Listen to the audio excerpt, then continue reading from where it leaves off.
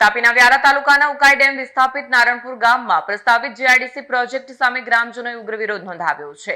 ગામની પડતળ અને ગૌચર જમીન સર્વે નંબર 544 ને બચાવવા સમગ્ર નારણપુર ગામે સ્વયંભૂ સજ્જડ બંધ પાડી કલેક્ટર કચેરીએ પહોંચી આવેદનપત્ર પાઠવ્યું હતું।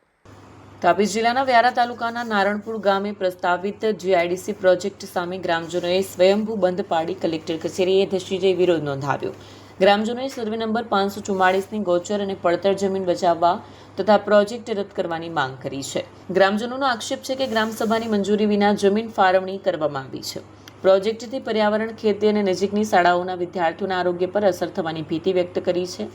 માંગ નહીં સ્વીકારાય તો એનજીટી અને હાઈકોર્ટમાં કાયદેસરની લડતની ચીમકી આપવામાં આવી છે। મારું નામ અશોક ડી વસાવા, હું નારણપુર ગામનો વતની છું અને નારણપુર ગામમાં જે પડતર કે ગૌચર કે સરકારી જમીનમાં જે જીઆઈડીસી આવી રહી છે તે નારણપુરના ગામજનો વતી, આજુબાજુના ગામજનો વતી, સરપંચો, આગેવાનો, વડીલો, યુવાનો થકી આ જીઆઈડીસીનો અમે સખત વિરોધ કરી રહ્યા છીએ અને અમે કલેક્ટર સાહેબને રજૂઆત કરી કે આ ગ્રીન જીઆઈડીસી અમને જોઈતી નથી, પરંતુ કલેક્ટર સાહેબ થકી અમને એના અનેક ફાયદા ગણવામાં આવ્યા, પરંતુ ભવિષ્યમાં જગ્યા કે મકાનોમાં ફેરબદલ થઈ જતી હોય છે અને કેમિકલ યુક્ત કંપનીઓ આવી જતી હોય છે। આ ડર અમારા ગામના લોકોમાં, આજુબાજુના લોકોમાં સતત પ્રવર્તતો રહે છે, જેથી કરીને અમને આ ગ્રીન જીઆઈડીસી જોઈતી નથી એવી અમે રજૂઆત કરી। કારણ કે કોઈ પણ જીઆઈડીસી આવશે તો ત્યાં સ્કૂલો આવેલી છે, શૈક્ષણિક સંકુલ છે અને